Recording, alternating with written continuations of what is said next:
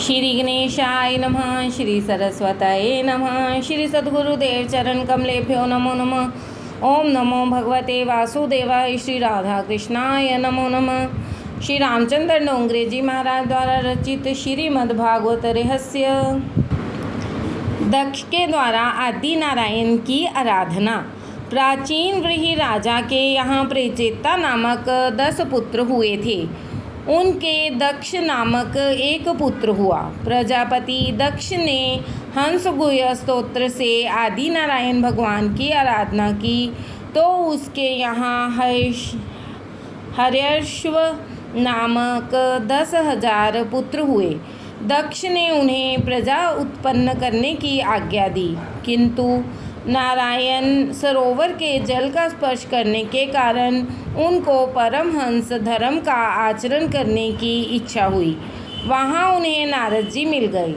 दक्ष ने इन 10,000 पुत्रों से नारद जी ने कूट प्रश्न पूछे। उन प्रश्नों का इन पुत्रों ने उत्तर सोच निकाला। उनमें से कुछ प्रश्न उत्तर हम भी देखें। प्रश्न: ऐसा कौन सा देश है यहाँ केवल एक ही पुरुष है? उत्तर: ईश्वर रूप पुरुष इस देह रूप देश में बसता है।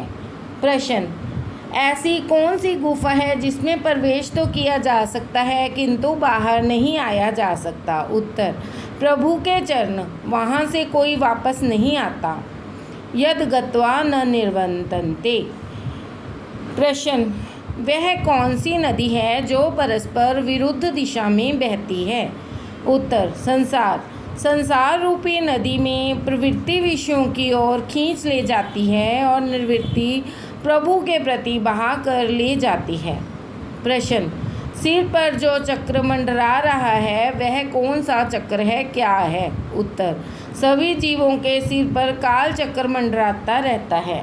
नारद जी के कूट प्रश्नों की चर्चा विचारना करते हुए वे 10,000 पुत्र मोक्ष मार्ग की ओर प्रवृत्त हुए। सभी को नारद जी ने संन्यास की दीक्षा दी। राधे राधे। नारद जी के उपदेश से दक्ष पुत्रों की विरक्ति तथा श्री नारद जी को दक्ष का शाप एवं दक्ष की 60 कन्याओं के वंश का उल्लेख। जब दक्ष के सभी पुत्र प्रवृत्ति मार्ग की ओर से भ्रष्ट हो गए तो उन्होंने 10,000 पुत्र और उत्पन्न किए। वे भी नारद जी के उपदेश से निवृत्ति परायण हो गए। ऐसा होने पर प्रजापति दक्ष ने क्रोधावेश में नारद जी को श्राप दिया कि तुम कभी भी एक स्थान पर नहीं रह पाओगे, तुम्हें हमेशा भटकते रहना पड़ेगा। नारद जी ने दक्ष के श्राप को स्वीकार किया और दक्ष से कहा कि मैं तुम्हें श्राप के बदले में वरदान देता हूँ कि तुम्हारे घर बहुत सी पुत्रियाँ उत्पन्न होंगी, अतः संन्यास उन्हें देने का प्रश्न ही नहीं रहेगा। नारद जी ने दक्ष को आशीर्वाद दिया। जो शाप का बदला आशीर्वाद से दे वही संत है। सहनशीलता का निर्वाह ही साधुता है। उसके मन में राग द्वेष कभी उत्पन्न नहीं होते। ब्रह्मा ने सभी इंद्रियां बहिर्मुख बनाई हैं। ये इंद्रियां जब अंतर्मुख हो जाती हैं तभी आनंद की प्राप्ति होती है और तभी जीव और शिव का मिलन भी होता है। जब तक बाह्य द्वार बंद नहीं करोगे तब तक अंतसः के द्वार नहीं खुल पाएंगे।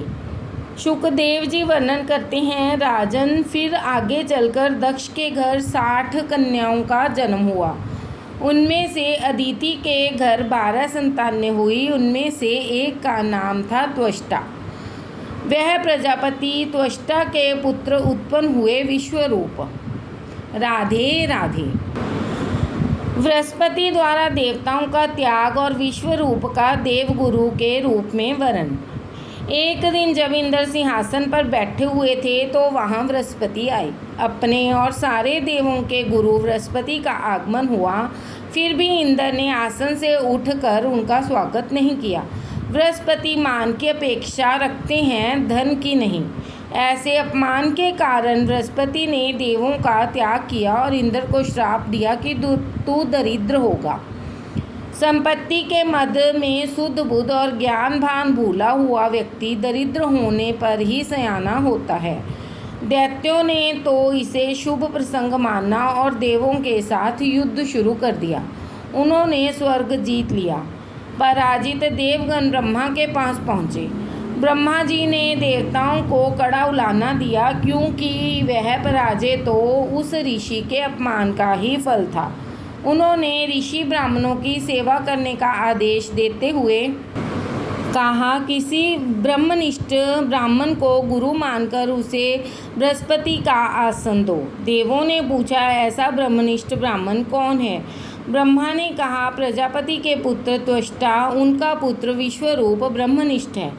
विश्व यानी जगत, विश्व यानी विष्णु भगवान। विश्व के प्रत्येक पदार्थ में जो विष्णु का दर्शन करे वही विश्व रूप है। जिस प्रकार सुनार की दृष्टि में आकार ही का नहीं सुवर्ण का ही महत्व अधिक है, इसी भांति ज्ञानी पुरुष बाह्याकार को महत्व नहीं देते, आकार में से ही विकार उत्पन्न होता है। विश्वरूप सभी जड़ चेतन में ईश्वर की झलक देखता था। शत्रु को भी शत्रु भाव से नहीं ईश्वर भाव से देखो। सभी के प्रति सद्भाव रखना कठिन है। मार्ग में किसी सौभाग्यवती नारी का दर्शन होने पर तो लक्ष्मी जी की भावना मन में उत्पन्न हो जाएगी, किंतु विधवा मिल जाए तो झुंझलाहट से आंखें फेर लेते हैं। वे यूँ नहीं सोचते कि विधवा भी तो गंगा के समान पवित्र है। राधे राधे। नारायण कवच का वर्णन। विश्वरूप ब्रह्मज्ञानी तो था ही, ब्रह्मनिष्ठ भी था। ब्रह्मद्रष्टा ही ब्रह्मोपदेश कर सकता है। इसी ब्रह्मरूप के सहारे देवों ने दैत्यों का पराभव किया। दैत्य कौन हैं? काम, क्रोध आदि ही दैत्य हैं। ब्रह्मा के आदेश से देवगण विश्वरूप के पास गए। उन्होंने देवों को नारायण कवच प्रदान किया। इसी के सहारे देवों को अपना राज्य फिर से प्राप्त हो गया, जो उन्होंने बृहस्पति का अपमान करके गवाया था। नारायण कवच से समर्थ होकर इंद्र ने असुरों की सेना को पराजित कर दिया। योद्धा संग्राम में जाते हुए लोहे का कवच धारण करता है। इसी प्रकार नारायण कवच मंत्रात्मक बख्तर है। इस मंत्र का जाप करने वाले को चाहिए कि वह पहले अंग न्यास करे, कर न्यास करे। शरीर के प्रत्येक अंगों का न्यास करके इस मंत्र का जप करना चाहिए।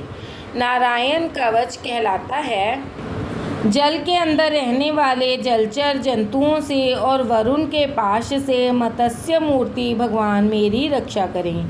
माया से ब्रह्मचारी रूप धारण करने वाले वामन प्रभु भूमि पर मेरी रक्षा करें। आकाश में विश्वरूप त्रिविक्रम प्रभु मेरी रक्षा करें। यह बात निश्चित रूप से सत्य है। इसी कारण से सर्वज्ञ सर्वव्यापक भगवान श्री हरि सदा सर्वदा सर्व स्वरूपों से हमारी रक्षा करें। नारायण कवच का यह अंतिम श्लोक महत्वपूर्ण है, याद रखने योग्य है। डर लगने पर मनोद्वेग के पाठ समय इसका पाठ करो। मेरे एक ही भगवान अनेक स्वरूप धारण करके क्रीड़ा कर रहे हैं। स्वप्न में एक में से अनेक की उत्पत्ति होती है। स्वप्न का साक्षी कल्पित होता है। जागृत अवस्था में जो कुछ दिखाई देता है वह सब एक में से ही निष्पन्न हुआ है। जब तुम ऐसा मानोगे तो सारा जगत ईश्वर रूप है, तभी तुम निर्भय हो सकोगे। नारायण कवच का आश्रय लेकर देवों ने दैत्यों का नाश किया और स्वर्ग का राज्य फिर से प्राप्त किया। विश्वरूप का मात्र गृह दैत्य कुल में था। वे सभी के में ब्रह्मनिष्ठा रखते थे। राक्षस में भी वे ईश्वर के स्वरूप का साक्षात्कार करते थे। उनका अभेद भाव सिद्ध हो गया था, अतः वे यज्ञ में दैत्यों को भी आहुति देते थे। सभी में मैं है, इस मैं को व्यापक बनाओ। मैं को संकुचित करोगे तो दुखी होगे। विश्वरूप की ब्रह्मनिष्ठा इतनी तो सिद्ध हुई थी कि वे राक्षस में भी पर ब्रह्म का दर्शन कर लेते थे। राधे राधे। विश्वरूप का वध वृत्रासुर द्वारा देवताओं की हार और भगवान की प्रेरणा से देवताओं का दधीचि ऋषि के पास जाना। उनका मातृगृह असुर कुल में होने के कारण विश्वरूप चोरी छिपे असुरों को यज्ञ में भाग देते थे। इंद्र को यह बात उचित नहीं लगी। इससे इंद्र आदि देवों की ब्रह्म भावना सिद्ध न हुई।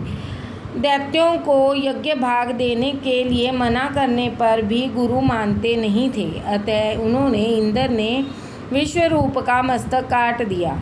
यह समाचार सुनकर प्रजापति त्वष्टा को बड़ा दुख हुआ। उन्होंने संकल्प किया कि मैं ऐसा यज्ञ करूंगा कि जिससे इंद्र को मारने वाला पुत्र प्राप्त हो। सकाम कर्मों में थोड़ी सी क्षति होने पर भी विपरीत फल मिलता है। परमात्मा को प्रसन्न करने की इच्छा से कर्म करो। कोई भी काम करते हुए ऐसी इच्छा मत रखो कि जगत मेरी प्रशंसा करेगा। जगत ने तो श्री रामचंद्र जी की भी निंदा की थी। लोक कल्याण के हेतु से भी प्रभु राम ने मानव शरीर धारण किया था, कई प्रकार के दुख सहन किए थे, फिर भी जनता ने उनकी कदर न की। तुम ऐसा ही निश्चय करो कि मेरे भगवान को जो कुछ बाता है वही मुझे करना है। सकाम कर्म में हुई थोड़ी सी भी क्षति अनर्थकारी होती है। निष्काम कर्म में क्षति अक्षम्य है, पर सकाम कर्म में थोड़ी सी भी क्षति अक्षम्य होती है। यज्ञ मंत्र में कोई ऐसी क्षति हो गई कि इंद्र की हत्या करने वाले पुत्र के बदले इंद्र के हाथों से ही मारा जाने वाला पुत्र हुआ। इस मंत्र को बोलते समय ऋषियों ने इंद्र शब्द को उदात्त कर दिया और शत्रु शब्द को अनुदात्त कर दिया। ऐसा होने पर शब्दार्थ में परिवर्तन हो गया और परिणामतः इंद्र घातक पुत्र की अपेक्षा इंद्र द्वारा मरने वाला पुत्र उत्पन्न हो गया। यही कारण था कि वेद मंत्र का अधिकार सभी को नहीं दिया गया है। मंत्रोच्चारण या मंत्र पाठ में क्षति होने पर अनर्थ हो जाता है। केवल सात्विक विद्वान ब्राह्मण ही वेद का शुद्ध पाठ कर सकता है। भागवत में कर्म की निंदा की गई है। भागवत शास्त्र में केवल भक्ति की महिमा हो और कर्म को गौण माना गया है, ऐसी बात नहीं है। हाँ, सकाम कर्म को गौण माना गया है। कर्म करते समय एक ही हेतु होना चाहिए, वह यह कि ठाकुर जी को प्रसन्न करना है। यज्ञ कुंड में से वृत्रासुर उत्पन्न हुआ।